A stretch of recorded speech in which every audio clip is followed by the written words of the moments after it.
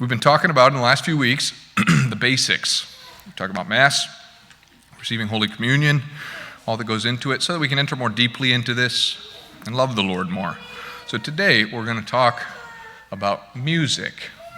And this is a dangerous thing, I know, because there have been more battles, more blood shed over music in church than probably anything else. There's another thing that makes this kind of dangerous to talk about, is that we have a reputation, Catholics have a reputation, that we can't sing. You ever hear that? If you meet somebody from another church, oh, you're Catholic, yeah, you guys can't sing. And there's actually a book called Why Catholics Can't Sing. It's worth reading sometime. So here's the question, what happened? Over 2,000 years, the church has this rich tradition of art and beauty and music. It's produced like some of the best stuff that the human race has ever made. And now we can't sing? What happened here? So let's talk about music for a second. You know that music is powerful. It has power to help, and it also has power to harm. Music, for the human person, there's something magical about music. It has this power to swell our hearts or to make our skin prickle. I remember actually on 9/11. Okay, yes, I was old enough even to remember 9/11, but I remember it was either that day or the day after on the TV. The president spoke to the country, and then he and those who were with him and everybody, we just sang "God Bless America." And it was like so potent and powerful in that moment, in the tragedy and the fear, to sing that. Not just to say it's going to be all right, or not just to say this is really terrible, but to sing God Bless America. Like there was just like a palpable, like I said, it makes your skin prickle. For me, sacred music has always been a way that the Lord has reached me when I make myself unreachable, whatever it is, discouragement, or you just get stuck in yourself. When it's like, yes, Lord, I do want to be with you, and I can't get my heart open today. Very often then, the Lord, either hearing someone else praising God or some sort of encounter with sacred music, has broken open my heart and finally allowed what the Lord had for me to come in. So sacred music for me over and over has been like a healing thing. There is, about St. Augustine. He's one of the greatest saints in all these years of the church. Music also played this incredible role in his conversion. So St. Augustine, growing up, he lived a life far from God, all kinds of sins, wasn't interested. And then he came to a point in his life where he investigated all these things. He started to read the scriptures, and he was right on this threshold, which was the point of conversion and the point of despair for him. Because he was basically in this point when he said, I want to follow the Lord, I want to change, I want to leave my sins behind, and I can't. And I have tried, and they have a grip on me, and I keep going back to them, and I'm not strong enough, and I don't know what to do. So that's why it was both the point of conversion for him and the point of despair. So in the middle of this, okay, that's the context. In the middle of this, we have this quotation from him from the Confessions of St. Augustine, and he's addressing this to God. Okay, he's speaking to God when he says this. But this is what he says. He says, "How I wept, deeply moved by your hymns, songs, and the voices that echoed through your church. What emotion I experienced in them. Those sounds flowed into my ears, distilling truth in my heart. A feeling of devotion surged within me, and tears streamed down my face, tears that did me good." What's amazing about this, okay, this is a turning point for St. Augustine, where these tears allow the Lord to come in and change him. Those who were singing in church, those who had such an intense role to play in the conversion of this great saint, they didn't know what their singing praise to God that day would mean. They were just going about their daily loving God. This is, it's an old story, but also it's an everyday story. I just was told this by a visitor to St. Luke. Somebody who goes here had brought this person to adoration one day, and she was talking to me afterward, and she said, yeah, adoration was very good. Prayer time in silence, very good. But she said what moved me, what I'm holding on to as I walk away, was at the beginning and the end, how the few people who were in church very simply sang a hymn.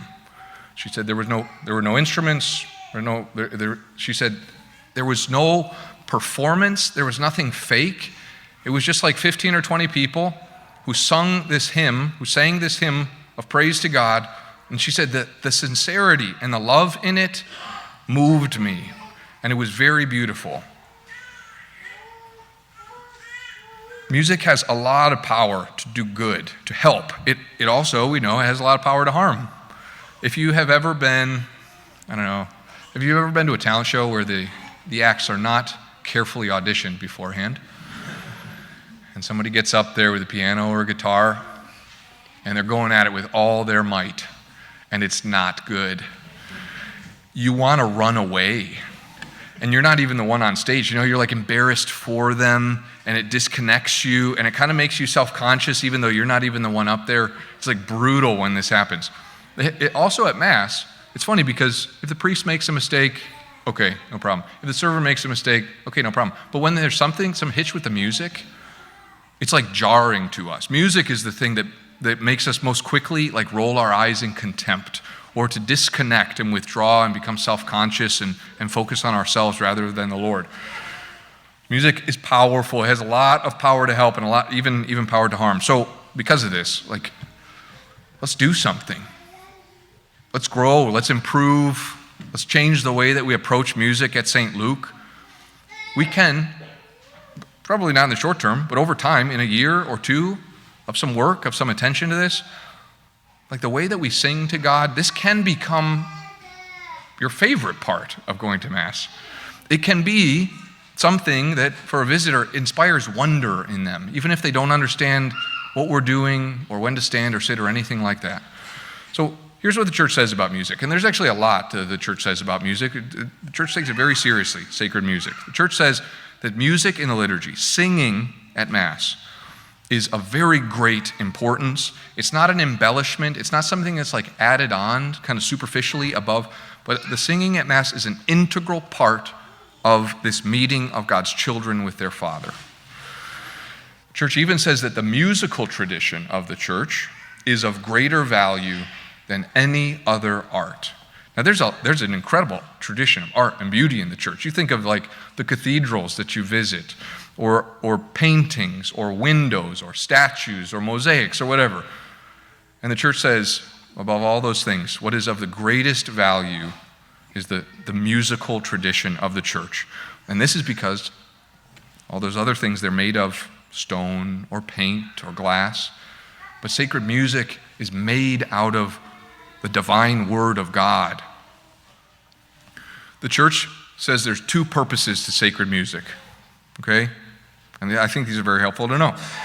Two purposes of sacred music. Number one is for the glory of God, and number two is for the sanctification of those who love him, or the holiness of those who love him. Always when we grow in sanctification, when we're sanctified or grow in holiness, it's because we're united to God. So how does this happen? How does sacred music achieve these two goals, the glory of God and our sanctification? Here's three ways, okay? The first way is that by singing praise to God, sacred music raises our hearts. It brings delight to prayer. It expresses in a tangible way, in an exterior way, the invisible but outpouring love in our hearts. So Pope Benedict says this. He said, when humanity meets God, mere words are not enough.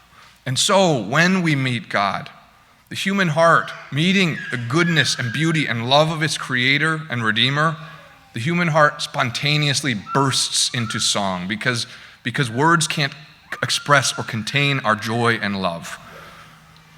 St. Augustine, that we were talking about a little earlier, he says this. He says, singing is for the one who loves. This is why we have love songs all over the place, because it's one thing to say I love you, but sometimes it's not enough. It doesn't express what is in our hearts.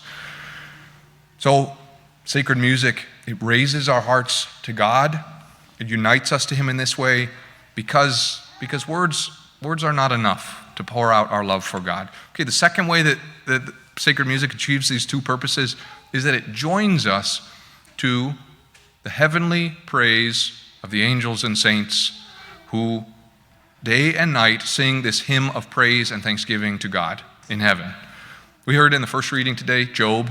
It's like the biggest downer of all the readings of the year.